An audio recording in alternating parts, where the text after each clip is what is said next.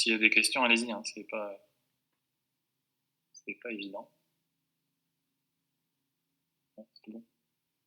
Alors, donc, suivant. Hop. Alors, donc, on peut parler de partie bornée, ça c'est beaucoup plus simple à comprendre. Une partie A de Rn, elle est bornée si on peut réussir à la mettre à l'intérieur d'une boule de centre l'origine de rayon R. Donc j'ai pris l'origine, j'aurais pu prendre n'importe quoi. La question c'est juste est-ce que la partie part à l'infini ou pas. Si elle part pas à l'infini, je vais réussir à l'englober dans une sphère, si j'ai envie. Donc ça veut dire que je vois ça possible. Si elle n'est pas bornée, je peux pas. Sinon il est pas partout. Ça évidemment c'est les boules ouvertes. Donc toutes les boules ouvertes et fermées, si elles ont rayon fini, elles sont bornées. Hein. Ça c'est clair. Et par contre, faites attention que les genres de conditions comme ça, qui ont l'air tranquilles, c'est-à-dire qui ont l'air de donner une partie bornée, c'est pas le cas. Cette partie-là, elle n'est pas bornée. Non. Vous comprenez pourquoi elle n'est pas bornée?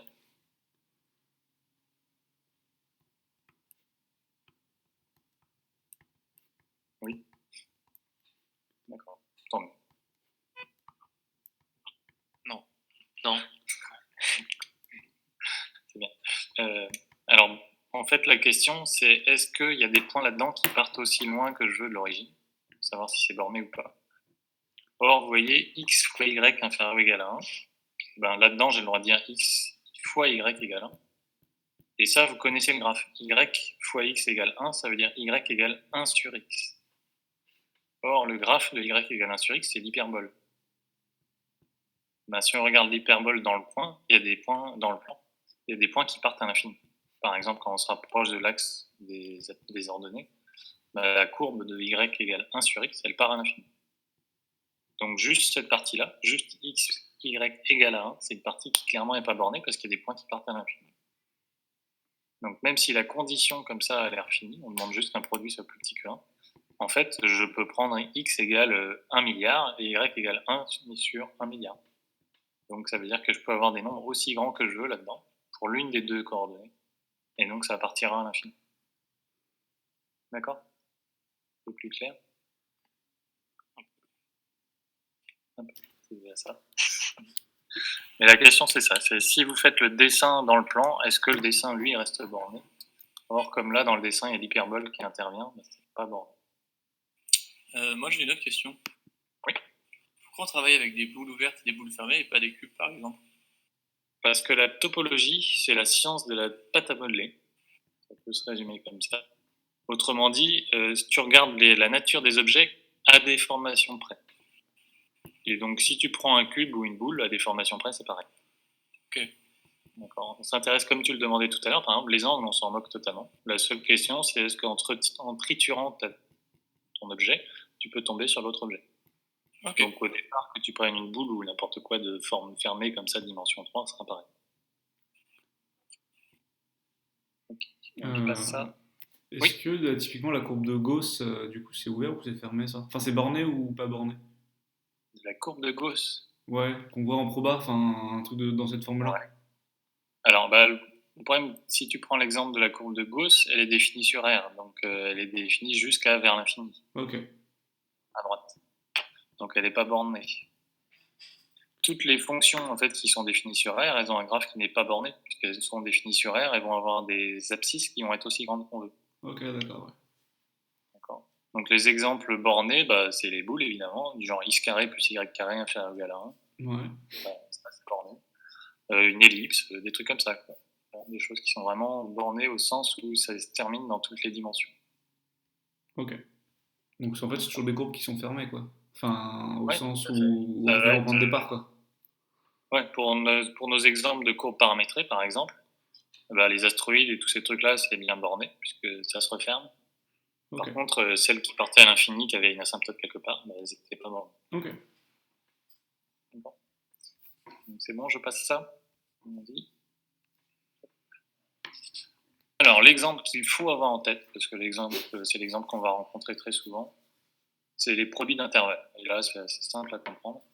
Si vous faites un produit d'intervalle, alors je rappelle, le fois, là, c'est comme tout à l'heure, ça veut dire que la première variable, elle est là-dedans, I2, la troisième elle est dans I3 jusqu'à IN, comme ça.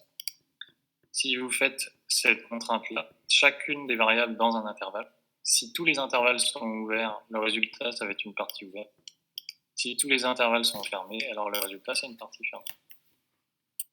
Et essentiellement, c'est les exemples qu'on va regarder, à part les boules ouvertes qu'on regardera aussi. Mais sinon, ça, c'est le prototype qu'on va rencontrer en général de parties qu'on va étudier. Et là, c'est assez facile à identifier. Vous regardez, si tous les intervalles sont fermés, c'est bon. Si tous les intervalles sont ouverts, c'est une partie ouverte. Si c'est un mélange des deux, c'est ni l'un ni l'autre. Ce sera ni ouvert ni fermé. Monsieur, oui. Ça veut dire quoi, produit cartésien? Ça veut dire ce que je disais, c'est-à-dire que là, ça, c'est pour la première variable, ça, c'est pour la deuxième variable, etc. etc. Ok. Alors là, c'est le cas simple où tu as un ensemble pour chaque variable. On peut faire des produits cartésiens avec plusieurs variables dans chaque, mais on ne va pas s'embêter avec ça. On pourrait dire, par exemple, les deux premières variables sont dans un disque de R2, puis les deux variables d'après sont dans une ellipse dans R2, juste première variable là-dedans, deuxième là-dedans, troisième là-dedans, etc., etc. Ok, merci.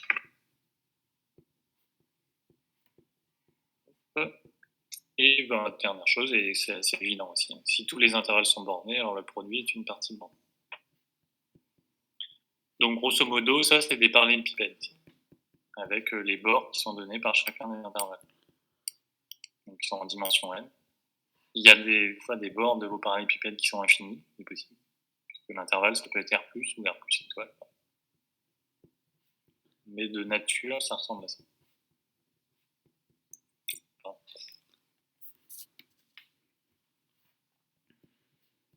Donc ça, on va dire que c'était un petit peu l'objectif de cette partie-là. C'est juste de savoir repérer les ouverts et les bornés, et les fermés et les bornés.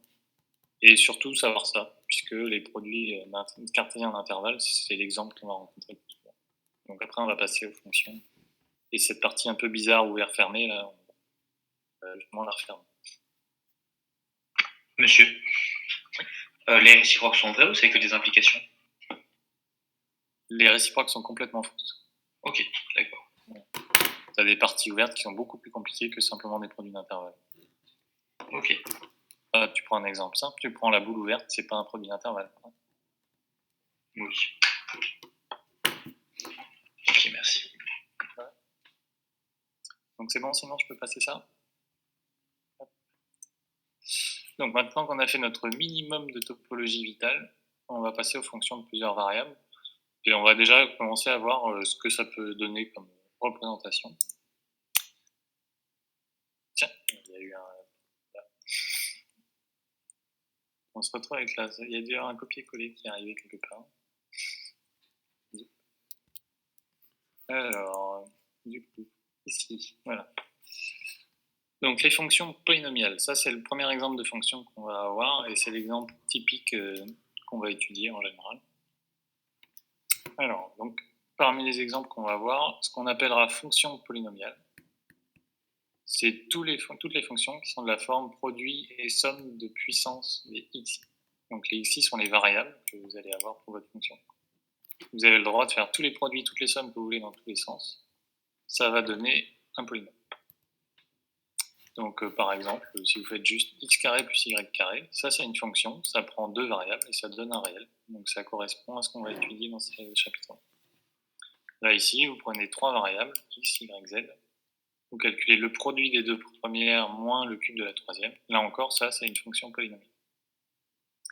Et ici, qu'est-ce qui s'est encore passé un truc? Non, puissance i, x, plus i. Ah oui, ok. Ce qui s'est passé. Là-dedans, le j égale 1, il faut l'écrire en dessous du produit. Et le i est au-dessus. Donc c'est la somme pour i égale 1 à n du produit pour j égale 1 à i des xj puissance j. Donc ça, vu qu'il n'y a que des sommes, que des produits de puissance de variables, c'est aussi une fonction polynomiale.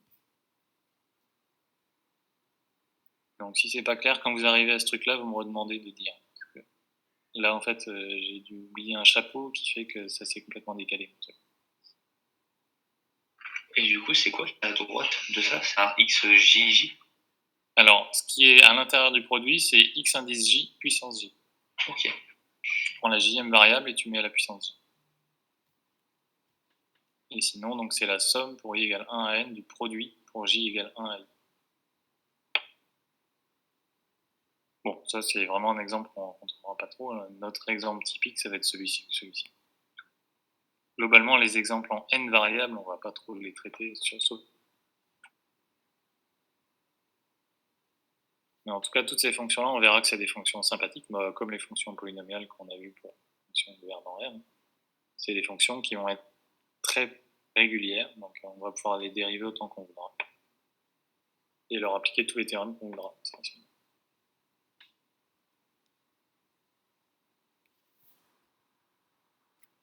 Donc si par exemple je fais x fois y fois z, c'est une fonction polynomiale. Donc c'est bon, ce truc-là. C'est j égale 1 et le i qui est en puissance du 1. Alors le j égale 1, tu l'écris en dessous du produit. Ouais, ça, ouais. Et le i, il devrait être au-dessus. Ok. Oui.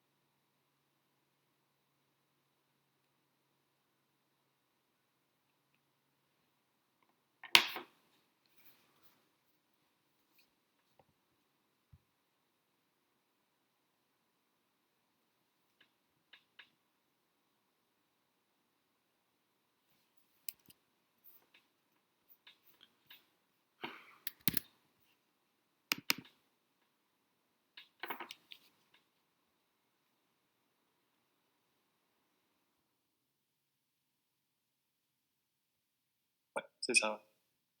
Et comme tu prends i, c'est le nombre de termes que tu mets, donc ça c'est x1 plus x1 fois x2 au carré, plus x1 fois x2 au carré fois x3 au cube, plus etc. etc. Bon, c'est juste pour faire un exemple un peu compliqué. Je vous souhaite de ne pas le rencontrer.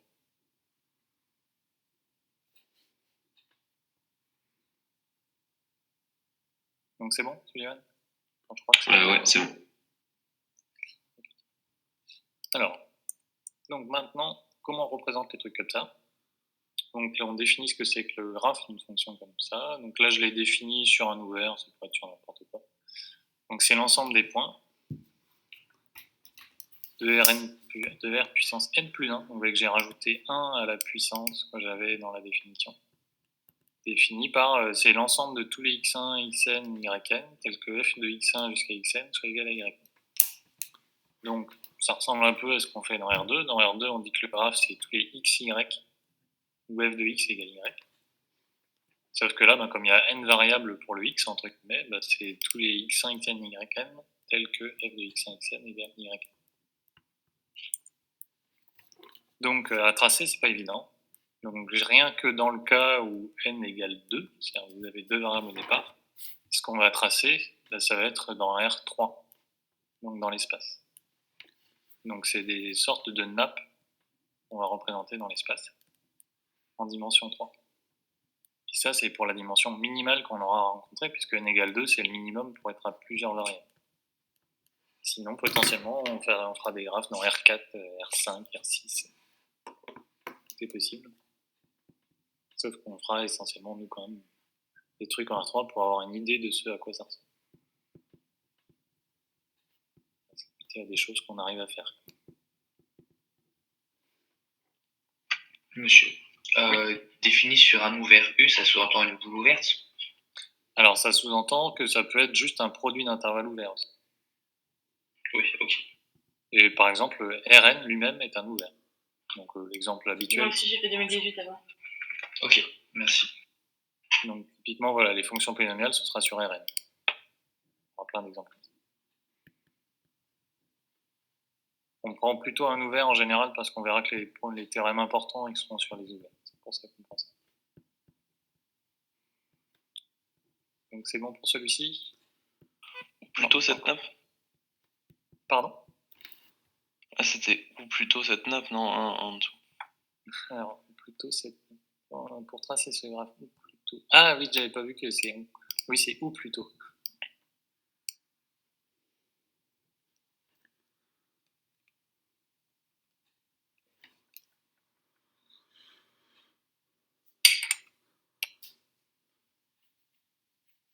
Donc c'est bon. Bientôt. Donc bientôt aussi, les artistes parmi vous vont pouvoir se régaler, parce que je crois qu'après j'ai mis un graphe à faire.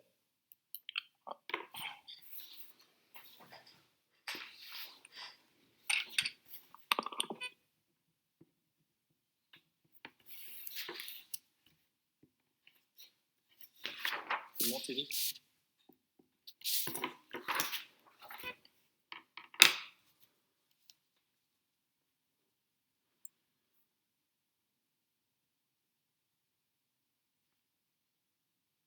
C'est bon pour moi. Donc un exemple. Si on prend f défini par la différence des carrés de R2 dans F, x carré moins y carré, il y a un petit dessin que je vais vous laisser faire avec plaisir. C'est ça. Donc là, j'ai pris un exemple de... C'est limité, si vous regardez bien, x et y sont entre moins 2 et 2.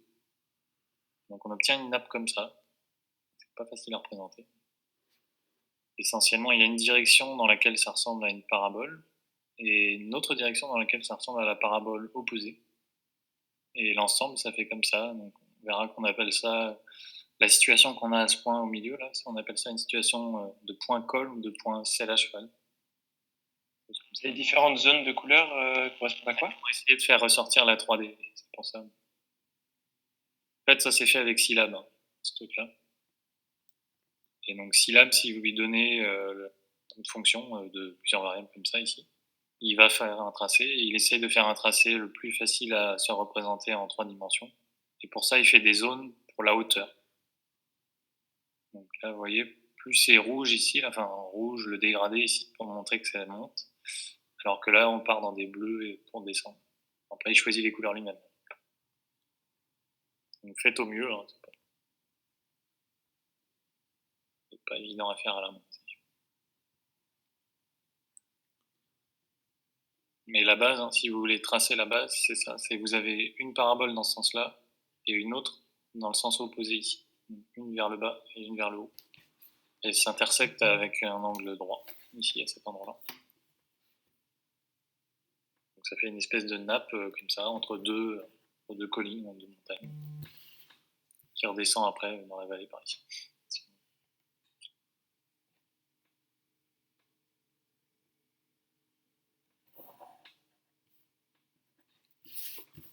Là, vous me dites quand je passe, mais n'y passez pas une demi-heure. Le but, c'est d'avoir l'esprit du dessin.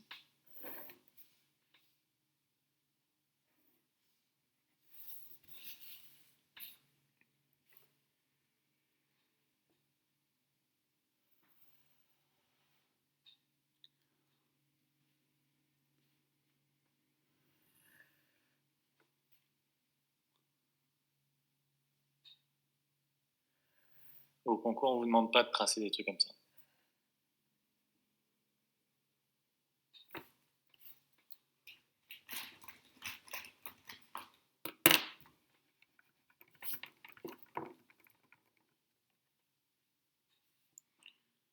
C'est bon?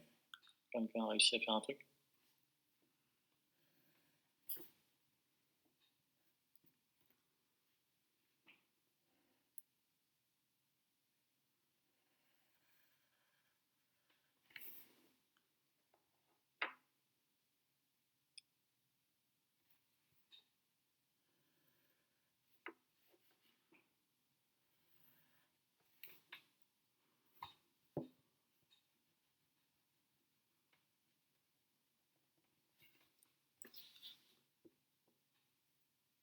Non, vous êtes en train de travailler.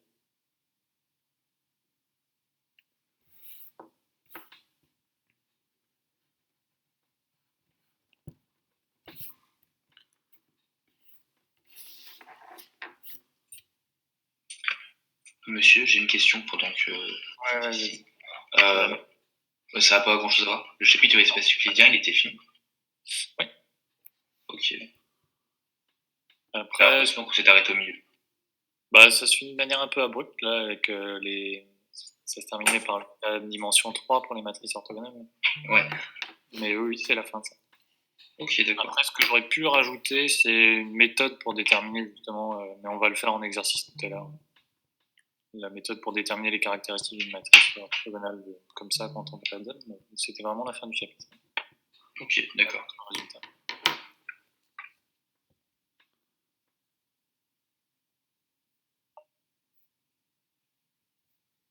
T'as réussi à finir ton dessin, Léo? J'ai écrit que je devrais regarder sur internet et que ça ressemblait à une selle de cheval. Très bien. Et comme tout le monde n'était pas là tout à l'heure, je vais mettre un corrigé du DS de ce week-end. Par contre, j'ai pas eu le temps de le taper, ça va être un corrigé à la main. Après, si vous n'avez pas encore le temps de le faire, essayez de le faire sans le corriger quand même.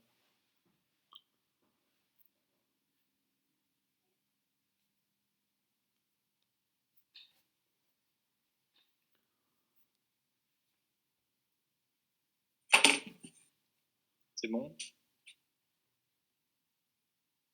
T'es dit, t'en es où? J'ai gentiment imprimé la photo. Bravo. Est-ce qu'il y en a qui ont essayé de faire le dessin ou pas? Sinon, je passe. Ouais, c'est bon. C'est bon? Bon, je vais passer.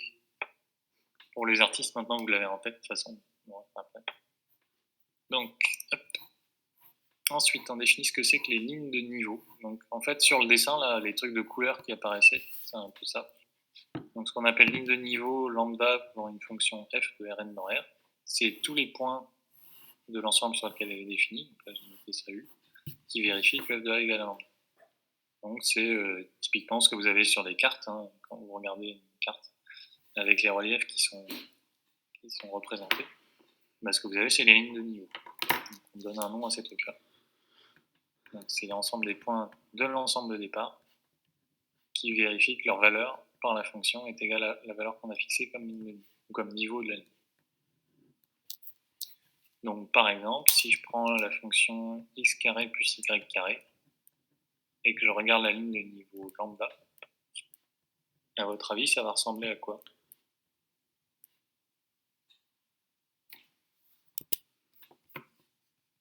Deux petites paraboles si on se met suffisamment haut. Pour x carré plus y carré?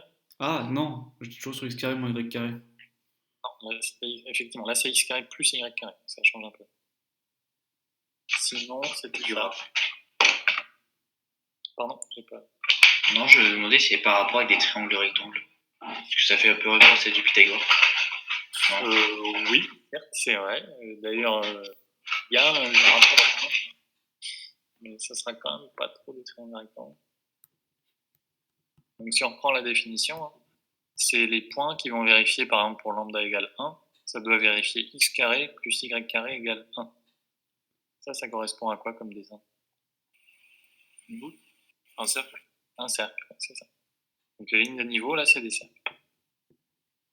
Donc si c'est la ligne de niveau lambda, bah, ça va être le cercle de centre origine et de rayon racine de lambda. Ou alors, si jamais lambda est pas positif, ben c'est rien du tout. Puisqu'il n'y a pas de nombres qui vont vérifier que x carré plus y carré, ça réussit à faire lambda si lambda égale moins 1. Donc dans ce cas-là, ce seront des cercles concentriques, en fait, hein, qui vont, si le niveau augmente, s'éloigner de l'origine.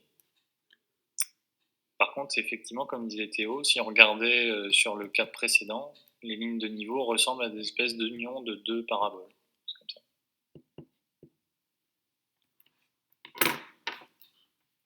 D'ailleurs, on a des courbes qu'on appelle paraboloïdes, ou hyperboloïdes. C'est parce que quand on les intersecte, donc quand on prend les lignes de niveau comme ça avec un point, ben on récupère des paraboles ou des hyperboles. Monsieur? Oui. Pour reprendre l'exemple des cartes avec les lignes de niveau. Ouais. Ça veut dire qu'on a représenté une dimension 3 sur un espace de dimension 2? Ouais, c'est une façon de le faire, tout à fait. Ok. C'est comme si tu faisais un dessin comme tout à l'heure, mais tu prendrais juste la couleur que tu avais sur le graphe, là, par exemple rouge, vert, au fur et à mesure que tu t'éloignes. Ça permet d'avoir une vision 3D d'un truc en 2D. Plutôt l'inverse, une vision en 2D d'un truc en 3D. Effectivement, c'est une façon de les utiliser. Ok.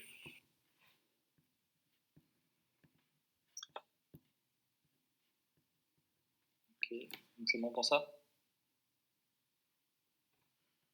Donc après, je vous ai fait un exemple graphique. Donc je crois que j'ai repris l'exemple de x carré moins y carré. On trace les lignes de niveau. Et là encore, j'ai utilisé Scilab pour le faire. Donc je peux passer ça.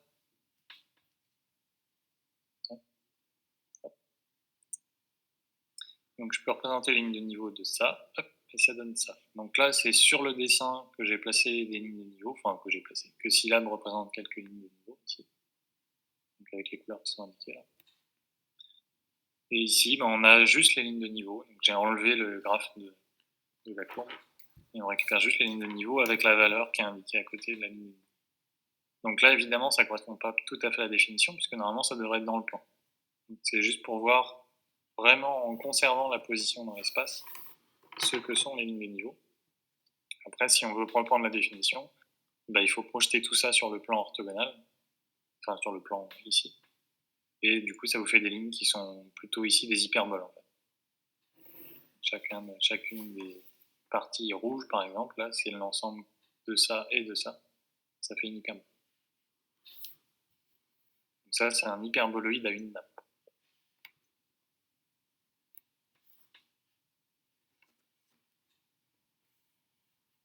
Donc là, je me suis restreint à moins 1.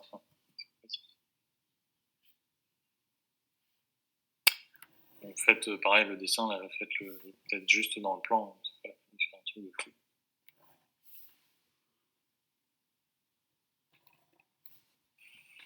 On va apprendre à faire ce genre de tracé sur Scilab. Je vous donne le programme juste après. Ok. Et c'est vraiment pas très compliqué à faire. Donc c'est plutôt pratique parce qu'après on va étudier la nature de certaines de ces fonctions-là. Et là, autant dans le plan on est habitué à se représenter des fonctions maintenant assez facilement, autant dans l'espace c'est pas forcément évident. Ça permet de voir un peu ce que ça peut donner. Donc je passe ou quelqu'un s'est lancé dans le dessin complet? Non, c'est bon. Donc je crois que je vous mets le programme juste après. Voilà. Donc ça c'est le programme en Scilab pour obtenir les tracés qu'il y avait juste avant. Donc si maintenant vous connaissez, enfin vous êtes peut-être un peu rouillé, vous savez faire du Scilab normalement. Donc ça définit la fonction ici. Donc la fonction, là c'est x carré moins y carré, celle que j'ai représentée juste avant. Ici, je définis l'ensemble des valeurs pour x. Donc ça va de moins 1 à 1 avec un pas de 0, 0, 5. Vous savez ce que ça fait ça d'ailleurs? Non, ça le met en vertical. Ouais, c'est ça, c'est la transposée. Donc là, comme c'était une ligne, en transposant, ça devient une colonne. Donc là, c'est la colonne des x. Y, on s'embête pas, on prend les mêmes. Donc c'est pour ça que le graphe, ce sera pour x entre moins 1 et 1, et y sera aussi entre moins 1 et 1. Et si j'avais eu envie ici, j'aurais pu mettre de moins 2 à 2, si j'avais voulu mettre d'autres valeurs pour y que pour x. Après, c'est ça qui permet de faire l'évaluation de la fonction de plusieurs variables. Donc si vous avez peut-être vu ça, je sais pas, mais feval, on peut l'utiliser aussi pour les fonctions usuelles. Ça marche dans tous les cas. Donc ça donne z, l'ensemble des valeurs. Donc là, comme x et y, ça fait un ensemble d'une colonne et d'une autre colonne. Le résultat, là, z, c'est une matrice de 2. Enfin, pas de 2. Une matrice avec un nombre de lignes et un nombre de colonnes qui sont égaux au nombre de lignes et de colonnes. Et après, plot 3D, c'est le truc qui trace. Donc ce truc-là va tracer la courbe, la nappe, en fait, qu'on avait précédemment. Ça, c'est juste pour tracer la nappe. Après, ce truc-là, ça permet de faire les lignes de niveau. Si on veut faire un graphe en 3D, on est obligé d'utiliser plot 3D au lieu de plot? Ouais. Plot tout seul, ça marche pas. Parce qu'en fait, plot 3D, tu vois, tu lui donnes un truc de dimension 1, entre guillemets, une colonne, un truc de dimension 1, et un truc de dimension 2. Puisque que Z, c'est toutes les valeurs pour chaque X et chaque Y, ça fait une matrice. Plot, il comprendra pas ça. C'est pour ça qu'on est obligé d'utiliser plot 3D. Ok.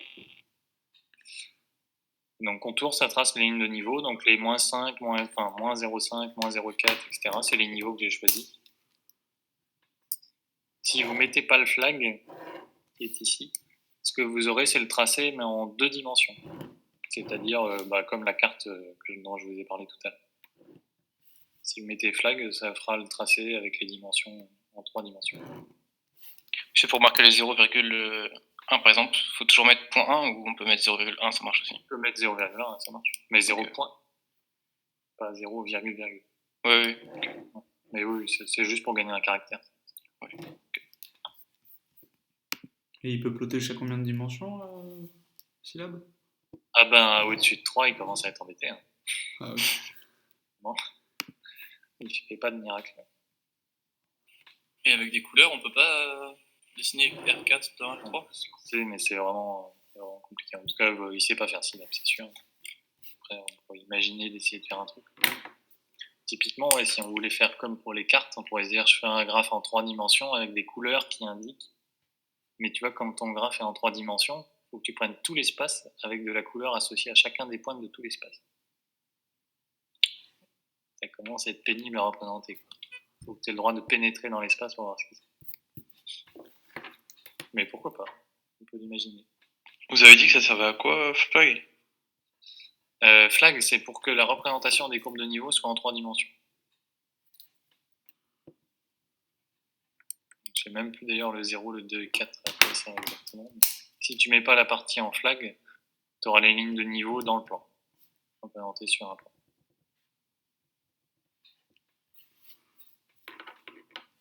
Bon, donc là, vous pouvez essayer ça tout à l'heure si vous voulez, une fois qu'on aura terminé. Vous prenez syllabe, vous mettez n'importe quelle fonction avec des variables x et y, et vous obtiendrez des jolies nappes. Plus ou moins jolies suivant ce que vous avez. C'est pas possible en Python? Si, c'est possible aussi. Mais bon, comme là, vous êtes en période syllabe, normalement. C'est d'ailleurs un peu pénible à faire en Python. C'est moins facile à faire qu'en syllabe. Monsieur, c'est quoi le féval? Feval, il vaut mieux le voir comme ça. Ça veut dire évaluation de f, de la fonction. Donc ça évalue la fonction f sur x et y. Ça marche aussi avec des fonctions d'une variable. Feval, tu peux faire feval avec une fonction d'une variable, et le résultat c'est y. Ok. Et si notre fonction elle s'appelait g, on l'aurait appelée geval ou on aurait quand même mis feval? Bonne question. On met quand même feval. En fait, il faut comprendre function eval. Et s'il y a plusieurs fonctions dans le programme, ça se passe comment du coup? Tu veux dire s'il y a une fonction f et une fonction g? Ouais. Bah tu fais feval xyf, feval xyg. Ok. C'est toujours feval. D'accord. Et en Python, il n'y a pas de librairie pour faire des plots 3D? Si. Même dans Matplotlib, hein, t'as ce qu'il faut. Mais c'est un petit peu pénible. Je ne me rappelle plus exactement, mais là, au lieu de feval, en gros, il faut faire un mesh, et puis voilà. C'est une fonction un peu plus délicate à utiliser que ça. Mais c'est possible. Si vous voulez, j'en ai des programmes qui font ça. Donc c'est bon pour ça? Ouais. Alors, on passe. D'ailleurs, peut-être qu'on fera, quand on fera TD là-dessus, peut-être qu'on fera un peu de syllabe. Vous avez installé syllabe chez vous ou pas? Non plus. Nope. Les syllabes, c'est libre, hein, donc vous pouvez l'installer. Ça vaut peut-être le coup. Quand on fera TD là-dessus, peut-être que je rajouterai quelques tracés à faire. Il n'y a pas de problème sur Mac avec syllabe? Non, moi je l'ai installé. Ok. Cool. Donc je passe ça. Donc maintenant, on va passer à la régularité. Donc ça va être la dernière partie pour aujourd'hui. D'abord, avant de parler, c'est comme pour les fonctions d'une variable, avant de réussir à parler de dérivée, il faut parler de limite. Donc si on prend une fonction qui est définie au voisinage d'un point, on dira que f a pour limite petit l en a si on a ça. Donc vous retrouvez votre bonne vieille définition avec des epsilon qu'on avait trouvé, qu'on avait donné. Donc c'est exactement la même. Si vous regardez, on l'a juste traduite de façon à ce que ça marche pour notre cadre à nous.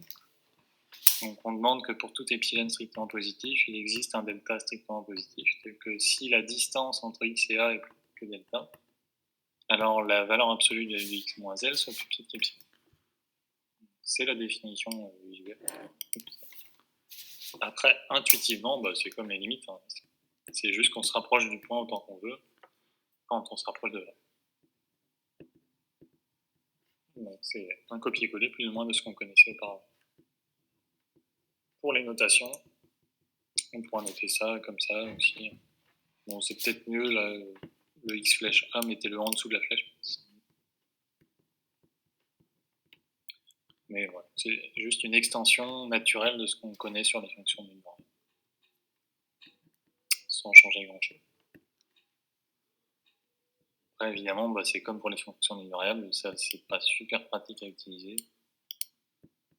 Et de toute façon, nous, on n'aura pas souvent des limites à regarder, parce que les limites, c'est quand même un petit peu plus délicat pour les fonctions avec plusieurs variables, puisque quand vous vous rapprochez, autant c'est clair sur un graphe se rapprocher quand vous êtes de R dans R, autant pour se rapprocher d'un point dans R2 ou dans R3, vous avez plein de façons de vous rapprocher.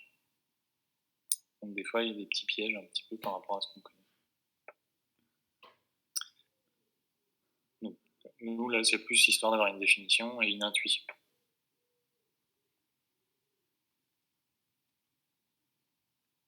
Mais là, c'est des fonctions à actuelle variable, ok. Là, c'est des fonctions à plusieurs variables. En fait, le x qui est ici, par exemple, il a n coordonnées. D'accord. Et le a aussi. Donc c'est pour ça que là, ce qui est écrit, c'est bien une norme, au sens de ce qu'on a vu dans le chapitre sur les espaces euclidiens. Ok. Par contre, à l'arrivée, vu que c'est une fonction de Rn dans R, là, c'est vraiment f de x un réel, L un réel, et on regarde la valeur absolue de la distance, enfin de la différence. Donc il y a vraiment une grosse différence entre ce truc qui est écrit ici, qui est en fait sur des éléments qui sont dans Rn, et ce truc-là. Ok. Donc c'est bon sinon?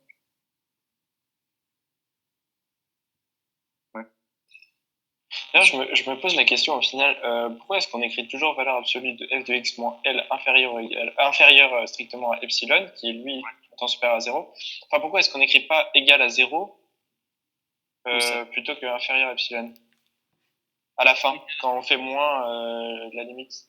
Parce que je vois pas à quel moment ça pourrait être inférieur à 0. Alors, attention. Tu prends epsilon égale à 0 là? Non, je veux dire qu'on dit toujours que c'est inférieur à epsilon. Ouais. Epsilon, lui, c'est tout ce qui est supérieur à 0. Donc pourquoi est-ce qu'on est... Le supérieur à 0. Mais oui, il y a une différence quand tu dis tout ce qui est supérieur à 0, tu sous-entends tout d'un coup. Alors que là, on en fixe un.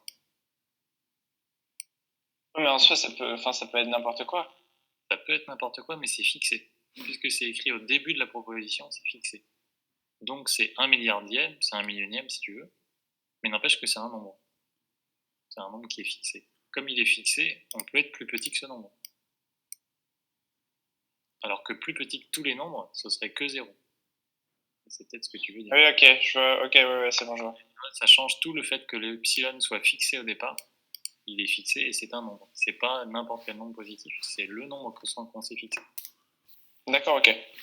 Voilà, donc si ce quel que soit on l'avait mis ailleurs, par exemple si je l'avais mis plus tard là, et on aurait obtenu ce que tu as dit là, et toi ça ne donnerait pas la même chose, ça serait pas la même définition. D'accord, ok, ça marche. Merci. Monsieur? Oui. F, ça s'applique de Rn dans R, c'est ça? Ouais, c'est ça. D'accord. C'est défini au voisinage de A, comme A est dans Rn là, ça part de Rn.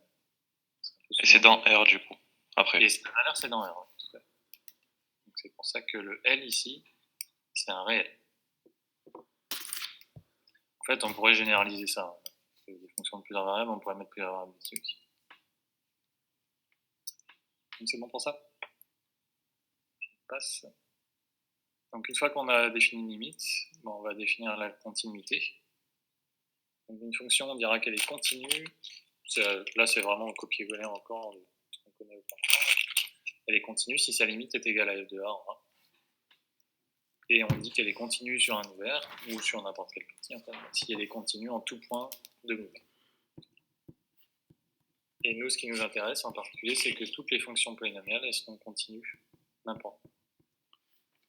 Comme ça va être notre modèle, alors on aura aussi d'autres modèles, on aura quand même le droit de mettre des exponentielles, des choses comme ça. Mais la base, c'est quand même les fonctions polynomiales, et donc elles sont toutes continues. Elles sont même plus que continues.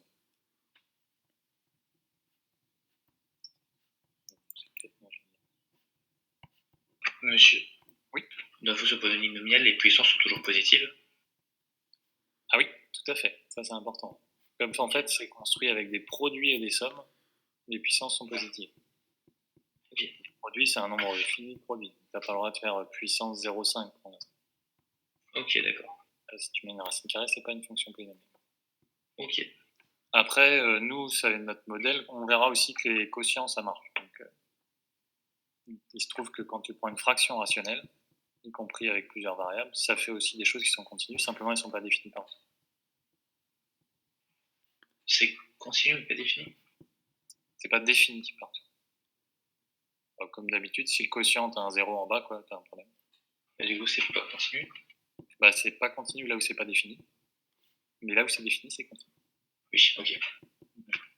Mais comme un sur x, quoi. Bon, un sur x, elle est continue, sauf en. Ouais, ok. À la fin de la définition, c'est si elle est continue. Pardon. À la fin de la première définition, c'est si elle est. Si elle est, ah bah oui. Ouais. Bien vu. Mais, monsieur, il y a un truc que j'ai du mal. Il manquerait pas un mot. On dit qu'elle est continue sur un ouvert U. Ouais, ça marche. En fait, en topologie, ouvert, maintenant, c'est un nom. D'accord. Ouvert, une partie ouverte. Ok, d'accord. Effectivement, vous n'êtes pas habitué, mais je dirais des fois un ouvert, un fermé, tu peux le dire. Ça veut dire un objet ouvert ou un objet fermé. Mais par contre, ce que tu as bien vu, effectivement, c'est que là, c'est elle est continue. Donc, on va voir. Donc ça, c'est un théorème, la démonstration, vous n'êtes pas censé la connaître. De toute façon, très très très pénible à faire. Donc c'est bon pour cette diapo-là? Non, pas bon.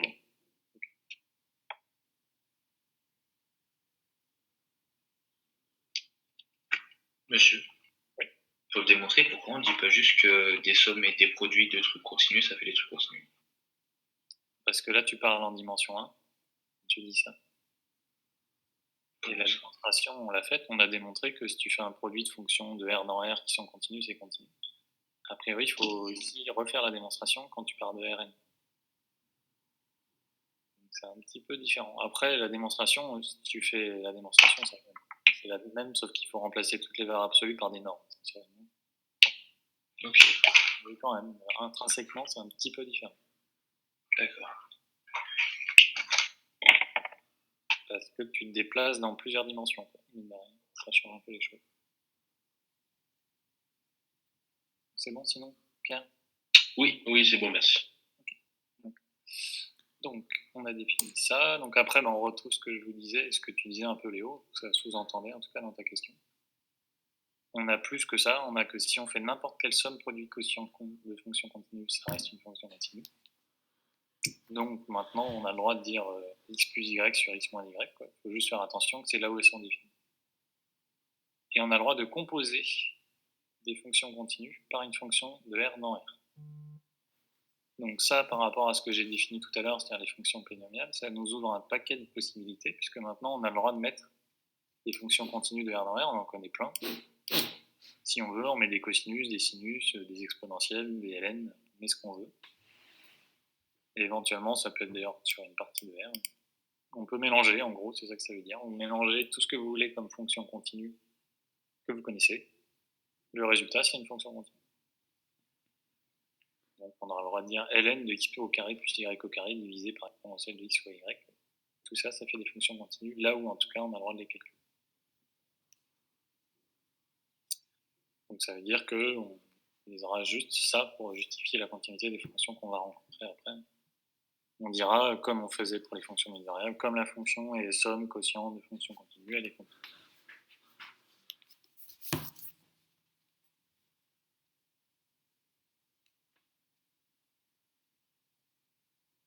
C'est bon? Je suis pas fini. Non.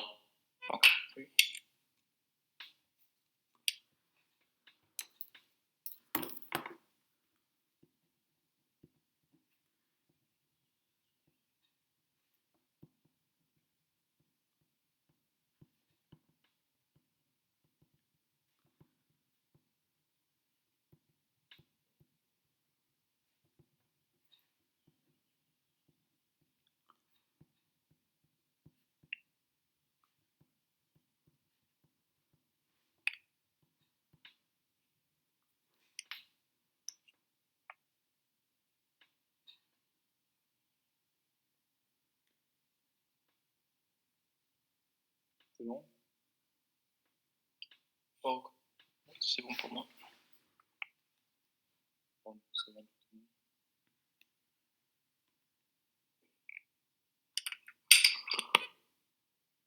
Je Oui. Là, une fonction, en fait, nous, on va utiliser que des fonctions qui vont être définies dans Rn et dont la valeur sera dans R. Oui, tout à fait. Donc, du coup, la composition, c'est directement composition, enfin, c'est directement une fonction à une seule variable. Oui, celle que tu rajoutes au bout, là, c'est une fonction à une variable. C'est pour ça qu'elle va de R dans R. D'accord. Le résultat, c'est une fonction de Rn dans R quand même. Oui. Mais effectivement, pour l'instant, on ne va pas faire de composition du genre f de xy prend f de xy et g de xy, une chose comme ça. Ça permet juste, en fait, il faut voir ça comme ça permet juste d'intégrer nos exponentielles et nos cosinus dans nos formules.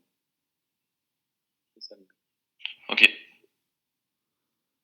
On n'aura à aucun moment des complexes ou des choses comme ça Là, pour non. les fonctions de plusieurs variables.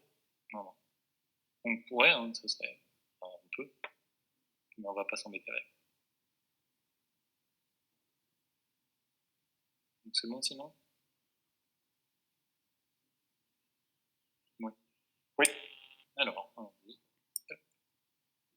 Donc un théorème qu'on retrouve, qu'on connaît déjà dans sa version classique, de R dans R. Si vous prenez une fonction sur une partie, donc maintenant on sait ce que c'est, fermée, bornée, on sait ce que c'est, alors la fonction elle va avoir un maximum et un minimum sur la partie fermée, bornée. Autrement dit, elle est bornée et atteint ses bornes. Donc comme je vous ai dit au tout départ, un des buts de ce chapitre, c'est d'étudier les minimums et les maximums des fonctions de plusieurs variables. Donc ce théorème va nous servir puisqu'il nous dira qu'il en existera. Éventuellement, on ne sait pas où, on ne sait pas combien, mais on sait qu'il en existe. Par contre, le côté désagréable, c'est l'hypothèse fermée, puisque je vous ai dit au début, en général, ce qui va nous intéresser pour les théorèmes par la suite, ça va être le côté ouvert. Donc c'est un peu contradictoire. Donc c'est pour ça que, en général, ce théorème, on l'appliquera, mais on l'appliquera par morceaux, si je puis dire. Puisqu'on aura des théorèmes qui vont nous parler des extrémas qui vont venir après, là, qui seront valables sur un ouvert. Il faudra qu'on sépare l'ensemble d'études. Il y aura l'intérieur du fermé qui sera l'ouvert sur lequel on appliquera nos théorèmes concernant l'existence, enfin pas l'existence, mais la localisation du maximum. Et il restera le bord, et sur le bord, il faudra qu'on fasse une étude particulière. Ça, on fera des exemples un peu après. Mais ça, c'est un vrai problème, c'est que fermé, a priori, c'est contradictoire avec la plupart des hypothèses des théorèmes qui vont venir. Sinon, le théorème en lui-même, vous le connaissez. Hein. Si vous prenez une fonction continue sur un compact, fermé, bon. Là, vous savez que vous avez un minimum et un maximum qui sont là. Ça, c'est pas très étonnant. C'est juste une généralisation du théorème habituel.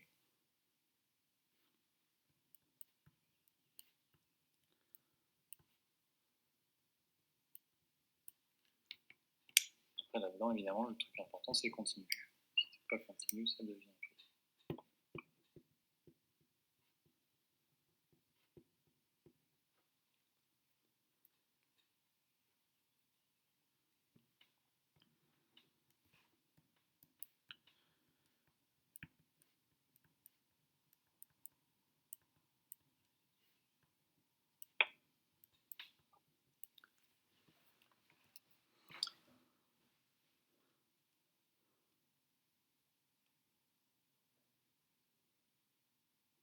C'est bon?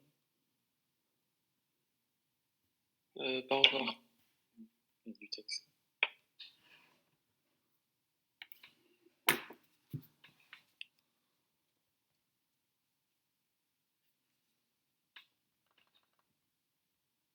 Donc si on reprend l'exemple de x carré plus y carré de tout à l'heure, comme elle est continue, si on se restreint sur le disque de rayon 1, elle atteint un maximum, un minimum.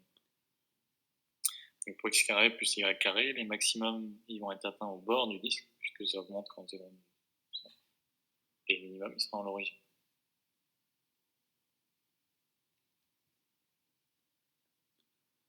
Vous pouvez répéter ce que vous venez de dire sur la fonction? Si je prends cette fonction, ce théorème-là, et que je l'applique à la fonction qui donne x carré plus y carré, et je l'applique sur les fermés bornés, donc là j'ai pris la boule de centre 0 et de rayon 1. Donc c'est un disque fermé. D'après le théorème, tu as un minimum et un maximum qui sont atteints. Si tu prends x carré plus y carré, le minimum c'est assez clair, c'est en 0, c'est en l'origine que tu vas l'obtenir, puisque tu as 0 au carré plus 0 au carré, ça fait 0, et tu n'auras pas plus petit. Par contre, le maximum, il est atteint au bord, donc en fait, c'est sur tout le bord que tu auras le minimum, puisque x carré plus y carré, il sera égal à 1 sur tout le bord du disque. Donc sur cette partie-là, on atteint le minimum une fois en l'origine, et on atteint le maximum sur tous les points du bord. Ok, merci. Mais du coup, graphiquement, c'est beaucoup plus dur de repérer des extrémas sur des fonctions à plusieurs variables. Tout à fait. C'est pour ça qu'il y a la théorie qu'on va voir après, elle est un petit peu plus compliquée que celle qu'on connaît pour les fonctions d'une variable. Essentiellement, quand on est en une variable, il se peut regarder si... Là, en plus de vérifier ça, il faudra faire une petite étude locale sur les fonctions, en gros sur les dérivés d'ordre 2. Pour savoir exactement.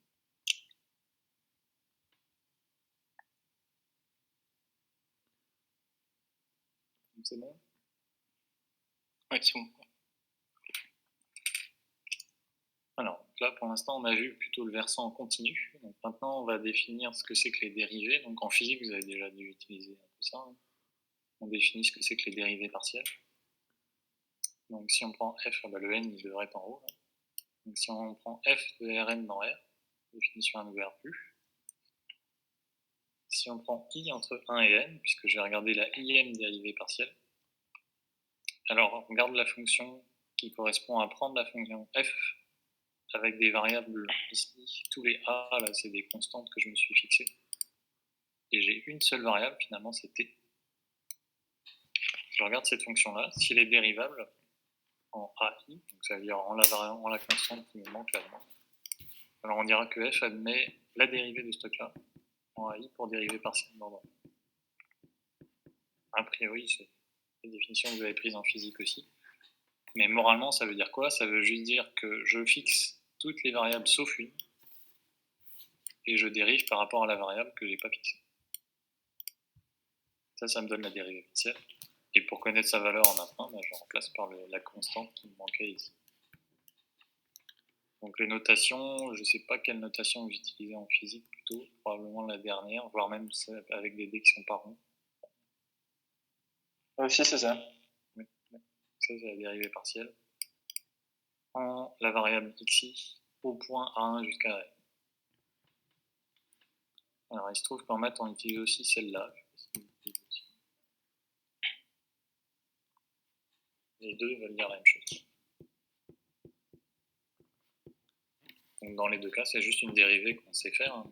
On a fixé plein de variables et on calcule une dérivée par rapport à l'autre variable.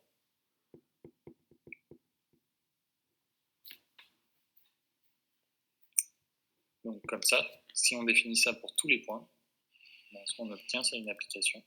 Et ce sera la dérivée partielle de f d'ordre 1 selon la variable.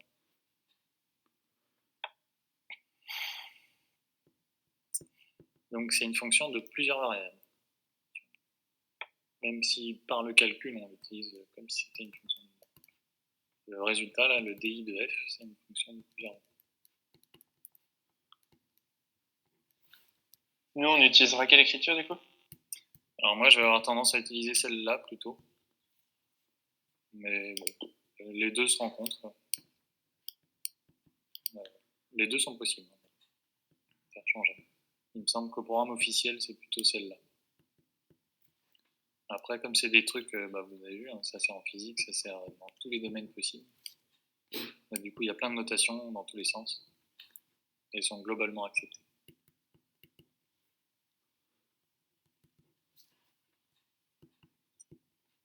Donc, les dérivées partielles, c'est ce qui permet de construire la dérivée d'une fonction de plusieurs variables. C'est l'ensemble des morceaux de la dérivée. Vous avez sans doute vu en physique qu'on peut les regrouper ensemble pour obtenir quelque chose qui ressemble à la dérivée. Oui.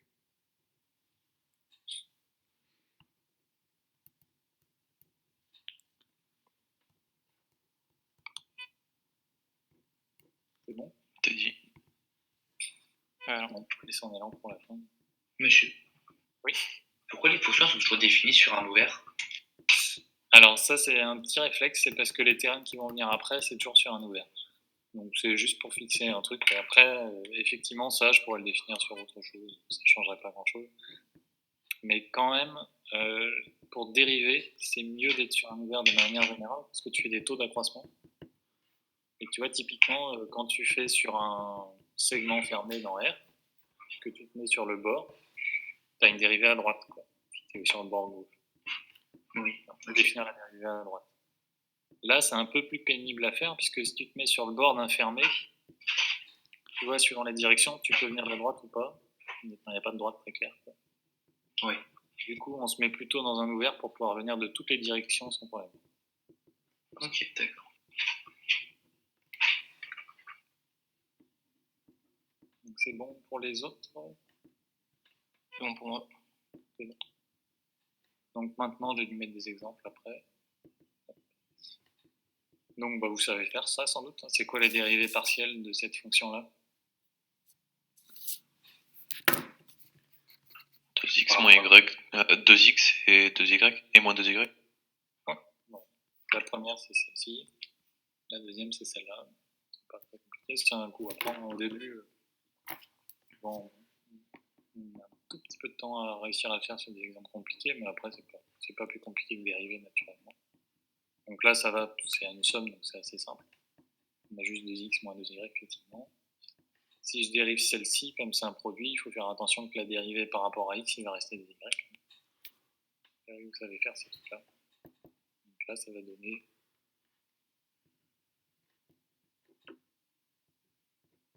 Donc on va me donner les dérivées partielles. Monsieur. Oui. Ça veut dire que l'ordre des variables n'est pas interchangeable, du coup? Ah, pas du tout. Ouais. Oui, non, c'est bête. Oui, vraiment, c'est 2xy3 et 3y2x2, non? Ouais.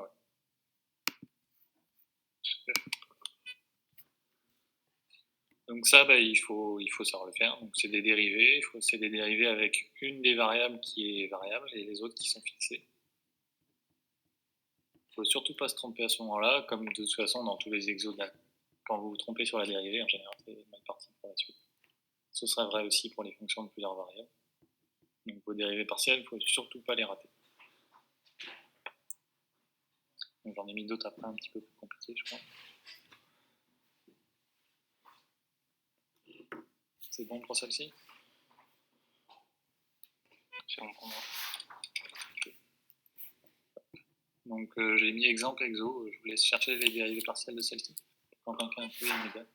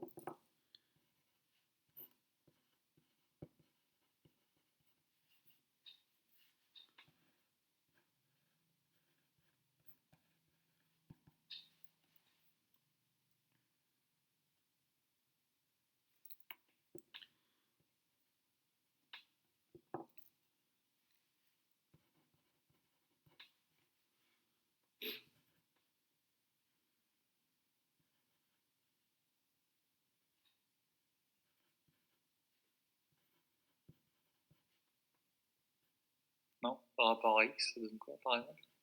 Ça fait exponentielle x sur exponentielle y ln de x, non? Et la dérivée par rapport à x? Exponentielle x moins C'est ce que je veux y. dire.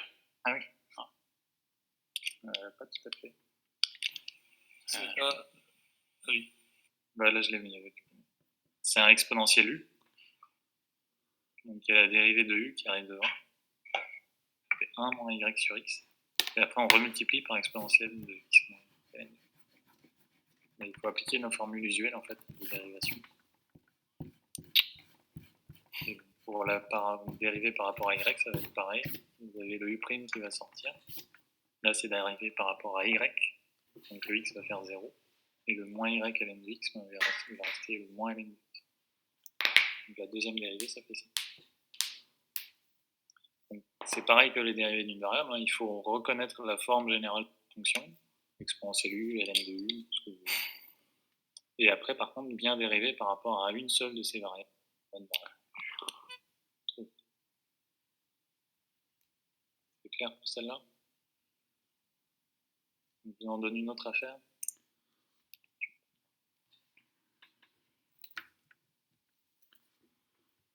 Et peut-être qu'on s'arrêtera avec ça après.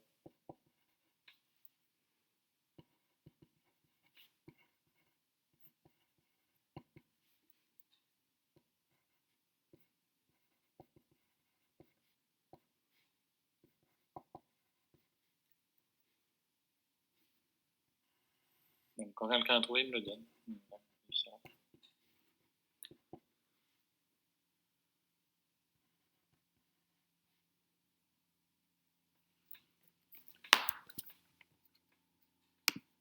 Deux y moins 1 sur x plus 2y au carré.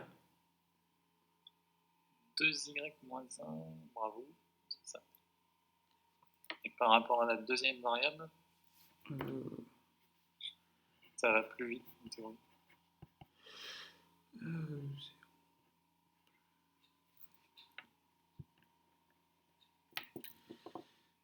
Ça fait du x plus, ça fait du 2x plus 2 sur x plus 2y au carré. 2x plus 2? Ouais. Pas trop. Comment t'as trouvé ça? U', alors si c'est u sur v, u' fois... Ah non, ok, non, j'ai fait une bêtise. Ça fait pas 0. Moins, Non, si, ça fait 0. Oui. Vas-y, Benjamin, si tu veux. Vas-y, Benjamin. moins 2 fois 1 plus x sur x plus 2y le tout au carré. Ouais, c'est ça. Ah, donc ça fait moins 2x moins 2. Ah, t'avais dit moins 2x moins 2. Non, j'avais dit 2x plus 2, je crois. Enfin, j'ai une erreur dessus, je sais plus. Mais là, effectivement, c'est du... En fait, autant la première, on a fait du sur v, autant la deuxième, c'est simplement du 1 sur, puisque en haut, c'est une constante par rapport à y. C'est pour ça que ça fait moins u' sur u carré. Et u plus 2. Oui. C'est-à-dire que dans chaque cas, ce qu'on a fait, on a dérivé dans la première dérivée partielle, on dérive par rapport à une variable, et dans la seconde, par l'autre variable. Ça, oui, tout à fait. À chaque fois, on considère que l'une des variables est constante, et on dérive par rapport à l'autre. D'accord. Donc D1, par exemple, ici, on a dit notre variable c'est x, y c'est juste une constante. Et on fait u sur v après. Bon, donc là, j'ai simplifié. Mais c'est juste u'v moins uv' sur v carré, sachant que la seule variable c'est y. Ok. Donc ça, je vous ai dit, il va falloir s'entraîner, mais c'est pas... Une fois qu'on sait dériver des fonctions d'une variable, c'est rien de plus. Donc, bon, je vous en mets une. Je veux bien que vous expliquiez pour la deuxième, oui, pour D2, la dernière. Pour la deuxième ici, celle-là? Ouais. En fait, donc là, tu as